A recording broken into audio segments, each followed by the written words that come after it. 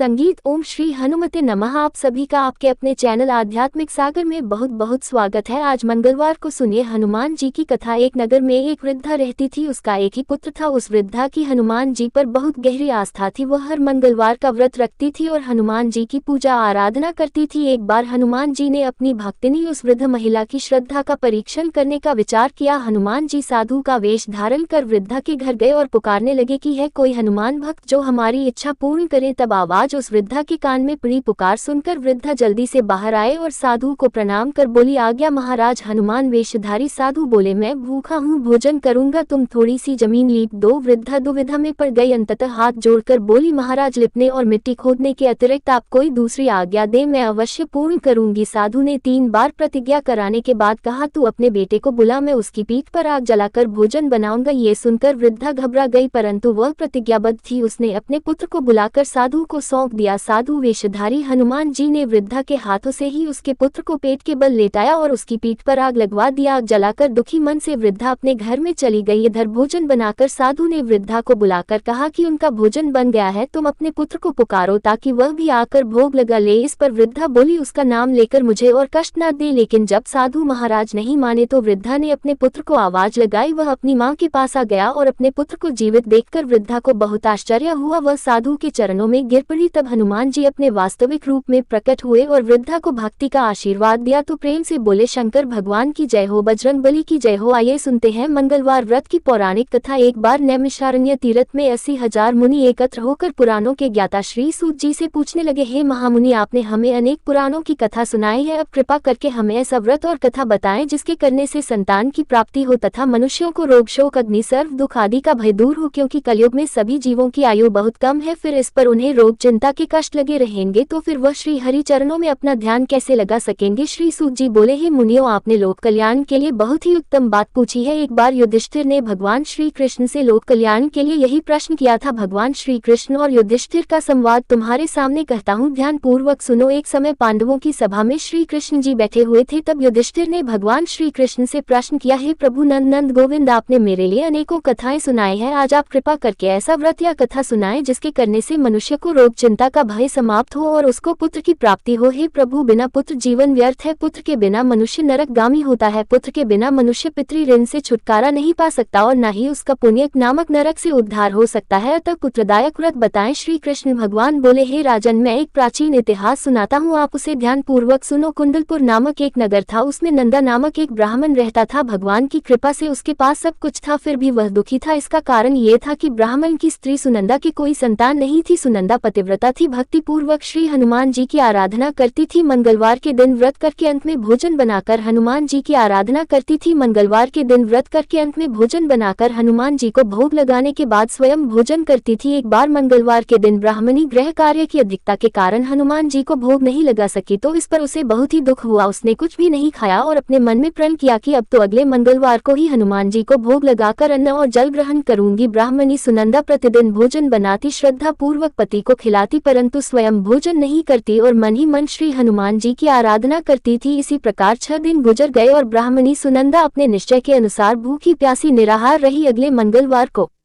ब्राह्मणी सुनंदा प्रातः काल ही बेहोश होकर गिर पड़ी। ब्राह्मणी सुनंदा की इस असीम भक्ति के प्रभाव से श्री हनुमान जी बहुत प्रसन्न हुए और प्रकट होकर बोले, सुनंदा, मैं तेरी भक्ति से बहुत प्रसन्न हूँ, तू उठ और वर मांग। सुनंदा अपने आराध्य देव श्री हनुमान जी को देखकर आनंद की अधिकता से विवल होकर श्री हनुमान जी के चरणों में गिरकर बोली, हे प्रभु, मेरी कोई संतान नहीं है, कृपा करके पुत्र और कन्या प्रदान करें, आपकी अति कृपा होगी। श्री महावीर जी बोले, तेरी इच्छा पूर्ण होगी, तेरे एक कन्या पैदा होगी, उसके अष्टांग प्रतिदिन सोना दिया करेंगे। इस प्रकार कहकर श्री महावीर जी अंतर्ध्य हो गए। ब्राह्मणी सुनंदा बहुत हर्षित हुई और समाचार अपने पति से कहा। ब्राह्मण देव कन्या का वरदान सुनकर कुछ दुखी हुई, परंतु सोना मिलने की बात सुनी तो बहुत प्रसन्न हुए। उन्होंने विचार किया कि ऐसी कन्या के साथ मेरी निर्धनता भी समाप्त हो जाएगी। श्री हनुमान जी की कृपा से वह ब्राह्मणी गर्भवती हुई और 10वें महीने में उसे बहुत ही सुंदर पुत्री प्राप्त हुई। यह बच्ची अपने पिता के घर में ठीक उसी तरह से बढ़ने लगी जिस प्रकार शुक्ल पक्ष का चंद्रमा बढ़ता है। 10वें दिन ब्राह्मण ने उस बालिका का नामकरण संस्कार कराया। उसके कुल पुरोहित ने उस बालिका का नाम रत्नावली रखा, क्योंकि यह कन्या सोना प्रदान किया करती थी। इस कन्या ने पूर्व जन्म में बड़े ही विधान से मंगल देव का व्रत किया था। रत्नावली का अष्टांग बहुत सा सोना देता था। उस सोने से नंदा ब्राह्मण बहुत ही धनवान हो गया। अब ब्राह्मणी सुनंदा भी बहुत अभिमान करने लगी थी। समय बीतता रहा। अब रत्नावली 10 वर्ष की हो चुकी थी। एक दिन जब नंदा ब्राह्मण प्रसन्नचित था, तब सुनंदा ने अपने पति से कहा, मेरी पुत्री रत्नावली विवाह के योग्य हो गई है, इसलिए आप कोई सुंदर और योग्य वर देखकर विवाह कर दे। ये सुनकर ब्राह्मण बोला, अभी तो रत्नावली बहुत छोटी है। तब ब्राह्मणी बोली, शास्त्रों की आज्ञा है कि कन्या 8वें वर्ष में गौरी, 9 वर्ष रोहिणी, 10 वर्ष में कन्या, इसके पश्चात रजस्वला हो जाती है। गौरी के दान से पाताल लोक की प्राप्ति होती है, रोहिणी के दान से बैकुंठ लोक की प्राप्ति होती है, कन्या के दान से इंद्रलोक में सुखों की प्राप्ति होती है। अगर हे पतिदेव रजस्वला का दान किया जाता है तो घोर नरक की प्राप्ति होती है। इस पर ब्राह्मण बोला, अभी तो रत्नावली मात्र 10 ही वर्ष की है और मैंने तो 16-16 साल की कन्याओं के विवाह कराए हैं, अभी जल्दी ही क्या है। तब ब्राह्मणी सुनंदा बोली, आपको तो लोभ अधिक हो गया है, लगता है अगर 11वें वर्ष में विवाह नहीं होता है तो उसमें मासिक धर्म के रक्त का पिता और बड़े भाई को पान करना पड़ता है। शास्त्रों में कहा गया है कि माता पिता और बड़ा भाई रजस्वला कन्या को देखते हैं तो वह अवश्य ही नरकगामी होते हैं। तब ब्राह्मण बोला, अच्छी बात है, कल मैं अवश्य ही योग्य वर की तलाश में अपना दूत भेजूंगा। दूसरे दिन ब्राह्मण ने अपने दूत को बुलाया और आज्ञा दी कि जैसी सुंदर मेरी कन्या है वैसा ही सुंदर वर उसके लिए तलाश करो। दूत अपने स्वामी की आज्ञा पाकर निकल पड़ा। पंप नगरी में उसने एक सुंदर लड़के को देखा। यह बालक एक ब्राह्मण परिवार का बहुत गुणवान पुत्र था। इसका नाम सोमेश्वर था। दूत ने इस सुंदर और गुणवान ब्राह्मण पुत्र के बारे में अपने स्वामी को पूर्ण विवरण दिया। ब्राह्मण नंदा को भी सोमेश्वर अच्छा लगा और फिर एक शुभ मुहूर्त में विधि पूर्वक कन्यादान करके ब्राह्मण संतुष्ट हुए, परंतु ब्राह्मण के मन में तो लोभ समाया हुआ था। उसने कन्यादान तो कर दिया था पर वह बहुत ही खिन्न था। उसने विचार किया कि रत्नावली तो अब चली जाएगी और मुझे इससे जो सोना मिलता था वह अब मिलेगा नहीं। मेरे पास जो धन था कुछ तो इसके विवाह में खर्च हो गया और जो शेष बचा है वह भी कुछ दिनों के बाद समाप्त हो जाएगा। मैंने तो इसका विवाह करके बहुत बड़ी भूल कर दी है। अब कोई ऐसा उपाय हो कि रत्नावली मेरे घर में ही बनी रहे, अपनी ससुराल ना जाए। लोभ रूपी राक्षस ब्राह्मण के मस्तिष्क पर छाता जा रहा था। रात भर अपनी शैया पर बेचैनी से करवटें बदलते बदलते उसने एक बहुत ही क्रूर निर्णय लिया। उसने विचार किया कि जब रत्नावली को उसका पति सोमेश्वर अपने घर के लिए जाएगा तो वह मार्ग में छिपकर सोमेश्वर का वध कर देगा और अपनी लड़की को अपने घर ले आएगा, जिससे नियमित रूप से उसे सोना भी मिलता रहेगा और समाज का कोई मनुष्य उसे दोष भी नहीं दे सकेगा। जब अगले दिन सुबह हुई तो नंदा और सुनंदा ने अपनी जमाई तथा लड़की को बहुत सारा धन देकर विदा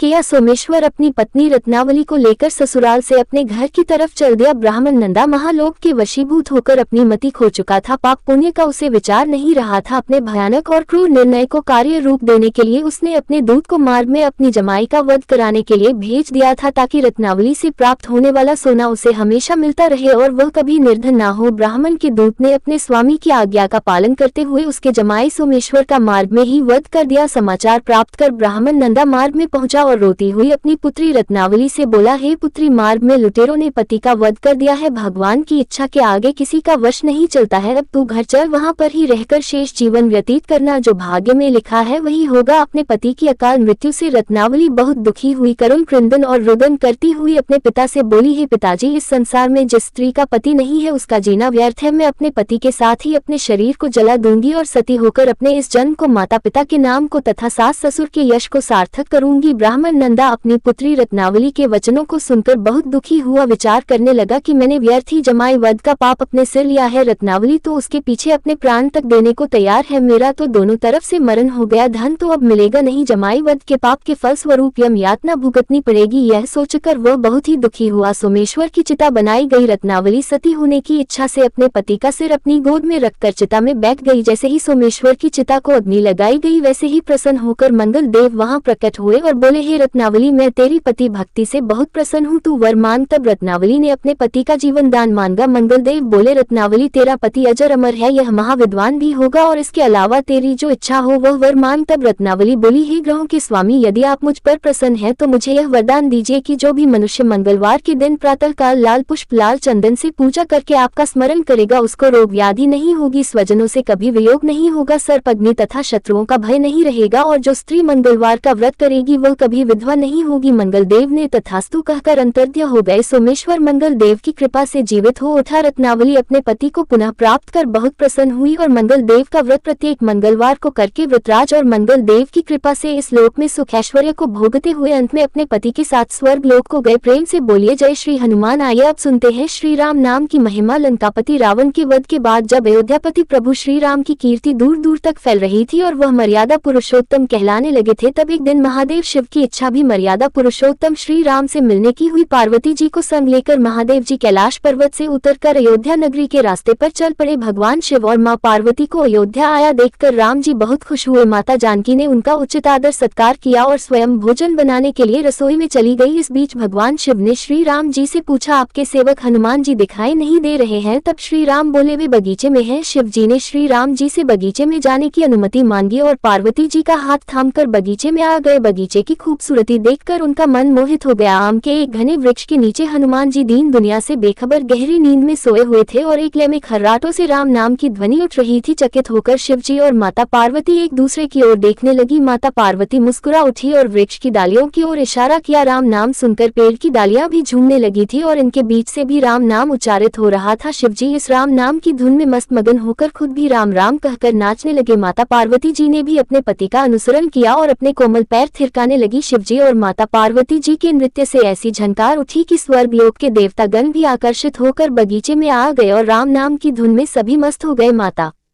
जानकी भोजन तैयार करके प्रतीक्षा कर रही थी, परंतु संध्या गिरने पर भी अतिथि नहीं पधारे। तब अपने देवर लक्ष्मण जी को बगीचे में भेजा। लक्ष्मण जी तो स्वयं को श्री राम का सेवक ही मानते थे, इसलिए बगीचे में आकर जब उन्होंने धरती पर स्वर्ग का नजारा देखा तो स्वयं भी राम नाम की धुन में झूम उठे। महल में माता जानकी जी परेशान हो रही थी कि अभी तक भोजन ग्रहण करने कोई भी क्यों नहीं आया। उन्होंने श्री राम जी से कहा, भोजन ठंडा हो रहा है, चलिए हम ही जाकर बगीचे में से सभी को ले आए। तब जब राम जी बगीचे में गए तो वहाँ राम नाम की धूम मची हुई थी। हनुमान जी गहरी नींद में सोए हुए थे और उनके खर्राटों से अभी तक राम नाम ही निकल रहा था। श्री राम भाव विह्वल हो उठे। राम जी ने हनुमान जी को नींद से जगाया और प्रेम से उनकी तरफ निहारने लगे। हनुमान जी प्रभु को आया देखकर शीघ्रता से उठकर खड़े हो गए। नृत्य की सभा भंग हो गई। शिव जी खुले कंठ से हनुमान जी की राम भक्ति की सराहना करने लगे। हनुमान जी सकुचाए लेकिन मन ही मन खुश हो रहे थे। श्री सियाराम ने भोजन करने का आग्रह भगवान शिव जी से किया। सभी लोग महल में भोजन करने के लिए चल पड़े। माता जानकी जी भोजन परोसने लगी। हनुमान जी को भी श्री राम जी ने पंक्ति में बैठने का आदेश दिया। हनुमान जी बैठ तो गए, परंतु आदत ऐसी थी कि राम जी के भोजन परोसने के उपरांत ही सभी लोग भोजन करते थे। आज श्री राम के आदेश से पहले भोजन करना पड़ रहा था। माता जानकी हनुमान जी को भोजन परोसती जा रही थी, परंतु हनुमान जी का पेट ही नहीं भर रहा था। सीता जी कुछ समय तक तो उन्हें भोजन परोसती रही, फिर समझ गई कि इस तरह से तो हनुमान जी का पेट नहीं भरेगा। उन्होंने तुलसी के एक पत्ते पर राम नाम लिखा और भोजन के साथ हनुमान जी को परोस दिया। तुलसी पत्र खाते ही हनुमान जी को संतुष्टि मिली और वह भोजन खाकर उठकर खड़े हो गए। भगवान शिव शंकर ने प्रसन्न होकर हनुमान जी को आशीर्वाद दिया कि आपकी राम भक्ति युगों युगों तक याद की जाएगी और आप संकट मोचन के नाम से जाने जाएंगे। आइए अब सुनते हैं राम नाम की महिमा की दूसरी कहानी। महादेव जी को एक बार बिना कारण के किसी को प्रणाम करते देखकर पार्वती जी ने पूछा, आप किसको प्रणाम करते रहते हैं? तब शिव जी ने अपनी धर्मपत्नी पार्वती जी से कहा कि हे देवी, जो व्यक्ति एक बार राम कहता है उसे मैं 3 बार प्रणाम करता हूँ। पार्वती जी ने एक बार शिव जी से पूछा, आप शमशान में क्यों जाते हैं और यह चिता की भस्म शरीर पर क्यों लगाते हैं? उसी समय शिव जी पार्वती जी को शमशान ले गए। वहाँ एक शव अंतिम संस्कार के लिए लाया गया। लोग राम नाम सत्य है कहते हुए शव को ला रहे थे। शिव जी ने कहा कि देखो पार्वती, इस शमशान की ओर जब लोग आते हैं तो राम नाम का स्मरण करते हुए आते हैं और इस शव के निमित्त से कई लोगों के मुख से मेरा अति प्रिय दिव्य राम नाम निकलता है। उसी को सुनने मैं शमशान में आता हूँ और इतने लोगों के मुख से राम नाम का जप करवाने में निमित्त बनने वाले इस शव का मैं सम्मान करता हूँ, प्रणाम करता हूँ और अग्नि में जलने के बाद उसकी भस्म को अपने शरीर पर लगा लेता हूँ। राम नाम बुलवाने वाले के प्रति मुझे इतना प्रेम है। एक बार शिव जी कैलाश पर पहुंचे और पार्वती जी से भोजन मांगा। तब पार्वती जी विष्णु सहस्त्र नाम का पाठ कर रही थी। पार्वती जी ने कहा, अभी पाठ पूरा नहीं हुआ है, कृपया थोड़ी देर प्रतीक्षा कीजिए। तब शिव जी ने कहा कि इसमें तो समय और श्रम दोनों लगेंगे। संत लोग जिस तरह से सहस्त्र नाम को छोटा कर लेते हैं और नित्य जपते हैं, वैसा उपाय कर लो। तो पार्वती जी ने पूछा कि वो उपाय कैसे करते हैं, मैं सुनना चाहती हूँ। तो शिव जी ने बताया, केवल एक बार राम कह लो, तुम्हें सहस्त्र नाम भगवान के 1000 नाम लेने का फल मिल जाएगा। एक राम नाम 1000 दिव्य नामों के समान है। तब पार्वती जी ने वैसा ही किया। भगवान बोले, श्री राम राम रामेति रमे रामे मनोरमे सहस्त्र नाम तत्तुल्यम राम नाम वरान्य। ये राम नाम सभी आपदाओं को हरने वाला, सभी संपदाओं को देने वाला दाता है, सारे संसार को विश्राम या शांति प्रदान करने वाला है। इसलिए मैं इसे बार बार प्रणाम करता हूँ। भवसागर की सभी समस्याओं और दुखों के बीजों को भूंज के रख देने वाला, समूल नष्ट कर देने वाला, सुख संपत्तियों को अर्जित करने वाला, यमदूतों को खदेड़ने वाला केवल राम नाम का जप है। इसलिए प्रयास पूर्वक स्वयं भी राम नाम जपते रहना चाहिए और दूसरों को भी प्रेरित करके राम नाम जपना चाहिए। इससे अपना और दूसरों का तुरंत कल्याण हो जाता है। यही सबसे सुलभ और अचूक उपाय है।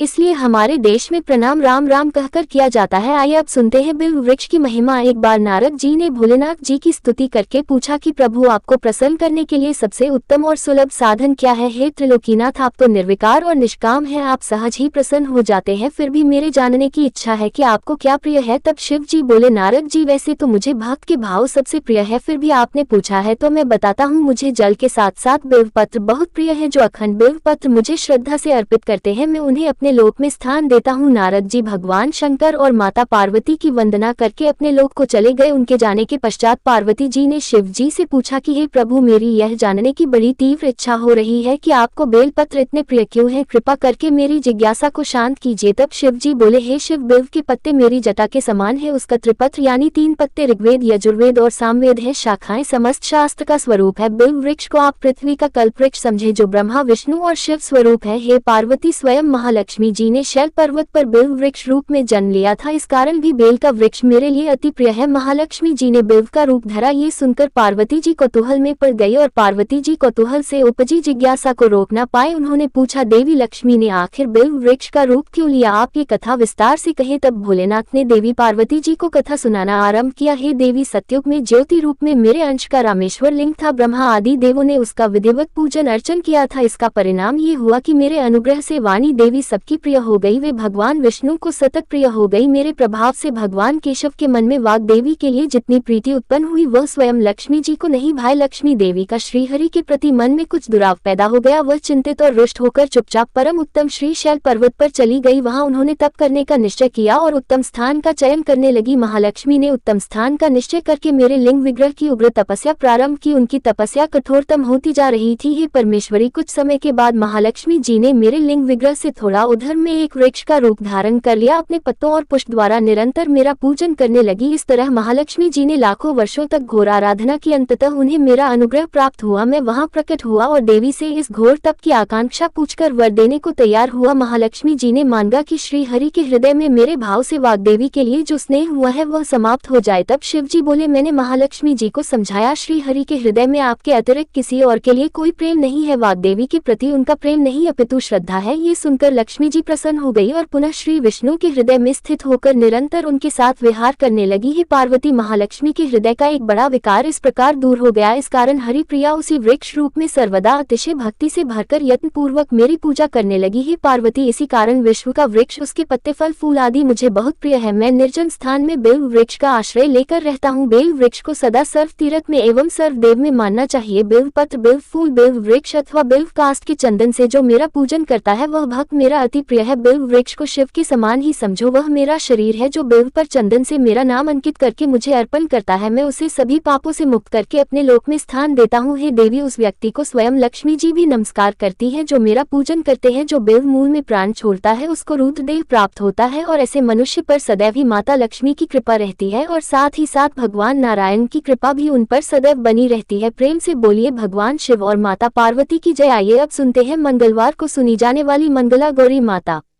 की पौराणिक कथा। कुरु देश में श्रुत कीर्ति नामक एक विद्वान, कीर्तिशाली, शत्रुओं का नाश करने वाला, 64 कलाओं का ज्ञाता तथा धनुर्विद्या में कुशल राजा हुआ था। पुत्र के अलावा अन्य सभी शुभ चीजें उस राजा के पास थी, इसलिए वह राजा संतान के विषय में अत्यंत चिंतित हुआ और जब ध्यान पूर्वक देवी की आराधना करने लगा तब उसकी कठोर तपस्या से देवी प्रसन्न हो गई और उससे यह वचन बोली कि हे सुव्रत, वर मांगो। तब श्रुत कीर्ति बोला, हे देवी, यदि आप मुझ पर प्रसन्न हो तो मुझे सुंदर पुत्र दीजिए। हे देवी, आपकी कृपा से अन्य किसी भी वस्तु का अभाव प्रभाव नहीं है। तब उसका यह वचन सुनकर पवित्र मुस्कान वाली देवी ने कहा, राजन, तुमने अत्यंत दुर्लभ वर मांगा है, फिर भी कृपा वर्ष मैं तुम्हें अवश्य दूंगी। किंतु हे राजन सुनिए, यदि परम गुण पुत्र चाहते हो तो वह केवल 16 वर्ष तक जीवित रहेगा, और यदि रूप तथा विद्या से पुत्र चाहते हो तो दीर्घजीवी होगा। देवी का ये वचन सुनकर राजा चिंतित हो उठा और पुनः अपनी पत्नी से परामर्श करके उसने गुणवान तथा सभी शुभ लक्षणों से संपन्न 16 वर्ष की आयु वाला पुत्र मांगा। तब देवी ने भक्ति संपन्न राजा से कहा, हे नृपनंदन, मेरे मंदिर के द्वार पर आम का वृक्ष है, उसका एक फल लाकर मेरी आज्ञा से अपनी पत्नी को उसे भक्षण हेतु प्रदान करो, जिससे वह शीघ्र ही गर्भ धारण करेगी, इसमें संदेह नहीं है। प्रसन्न होकर राजा ने वैसा ही किया और उसकी पत्नी ने गर्भ धारण कर लिया। 10वें महीने में उसने देवतुल्य सुंदर पुत्र को जन्म दिया। तब हर्ष तथा शोक से युक्त राजा ने बालक का जातकर्म आदि संस्कार किया और शिव का स्मरण करते हुए उसका नाम चिरायु रखा। इसके बाद पुत्र के 16 वर्ष के होने पर पत्नी सहित राजा चिंता में पड़ गए और वे विचार करने लगे कि यह पुत्र बड़े कष्ट से प्राप्त हुआ है और मैं इसकी दुखद मृत्यु अपने ही सामने कैसे देख सकूंगा। ऐसा विचार करके राजा ने पुत्र को उसके मामा के साथ काशी भेज दिया। प्रस्थान के समय राजा की पत्नी ने अपने भाई से कहा कि आप मेरे पुत्र को काशी ले जाए। मैंने भगवान मृत्युंजय से पूर्व में पुत्र के लिए प्रार्थना की थी और कहा था कि हे विश्वेश, आप जगतपति की यात्रा के लिए मैं उस पुत्र को अवश्य भेजूंगी, अतः आप मेरे पुत्र को आज ही ले जाए और सावधानी पूर्वक इसकी रक्षा कीजिएगा। अपनी बहन की यह बात सुनकर भांजे के साथ वह चल पड़ा। कई दिनों तक चलते चलते वह आनंद नामक नगर में पहुंचा। वहां सभी प्रकार की समृद्धियों से संपन्न वीरसेन नाम वाला राजा रहता था। उस राजा की एक सर्वलक्षण संपन्न युवावस्था प्राप्त मनोहर और रूप लावण्यमयी मंगला गौरी नामक कन्या थी। उत्तम सौंदर्य अभिवृद्धि को प्राप्त वह कन्या किसी समय सखियों के साथ नगर के उपवन में क्रीड़ा करने के लिए गई हुई थी। उसी समय वह चिरायु तथा उसका मामा भी दोनों भी वहां पहुंच गए और उन कन्याओं को देखने की लालसा से वही विश्राम करने लगे। इसी बीच विनोद पूर्वक क्रीड़ा करती हुई उन कन्याओं में से किसी एक ने कुपित होकर राजकुमारी को राना ये को वचन कह दिया। तब उस अशुभ वचन को सुनकर राजकुमारी ने कहा कि तुम अनुचित बातें क्यों बोल रही हो, मेरे कुल में तो इस प्रकार की कोई नहीं है। मंगला गौरी की कृपा से तथा उनके व्रत के प्रभाव से विवाह के समय जिसके सर पर मेरे हाथ से अक्षत पड़ेंगे, हे सखी, वही यदि अल्पायु वाला भी होगा तो भी चिरंजीवी हो जाएगा। इसके बाद वे सभी कन्याएं अपने अपने घर चली गई। उसी दिन राजकुमारी का विवाह था। बालिक देश के दृढ़ नामक राजा के सुकेत नाम वाले पुत्र के साथ उसका विवाह निश्चित किया गया था। वह सुकेत विद्याहीन, कुरूप तथा बहरा था। तब सुकेत के साथ आए हुए उन लोगों ने विचार किया कि इस समय कोई दूसरा श्रेष्ठ वर ले जाना चाहिए और विवाह संपन्न हो जाने के बाद वहां सुकेत पहुंच जाए। तो उन लोगों ने चिरायु के मामा के पास जाकर याचना की कि आप इस बालक को हमें दे दीजिए, जिससे हमारा कार्य सिद्ध हो जाए। इस पृथ्वी पर परोपकार के समान दूसरा कोई धर्म नहीं है। तब उनकी बात सुनकर चिरायु का मामा मन ही मन बहुत प्रसन्न हुआ, क्योंकि इसने उपवन में पहले ही कन्या मंगला गौरी की बात सुन ली थी। फिर भी उसने एक बार कहा कि आप लोग इसे किस लिए मांग रहे हैं? कार्य की सिद्धि हेतु वस्त्र अलंकार आदि मांगे जाते हैं, वर तो कहीं भी नहीं मांगा जाता। तथापि आप लोगों का सम्मान रखने के लिए मैं इसे दे रहा हूँ। इसके बाद चिरायु को वहां ले जाकर उन लोगों ने विवाह संपन्न कराया। सप्तपदी आदि के हो जाने पर रात्रि में शिव पार्वती की प्रतिमा के समक्ष उस चिरायु ने हर्षयुक्त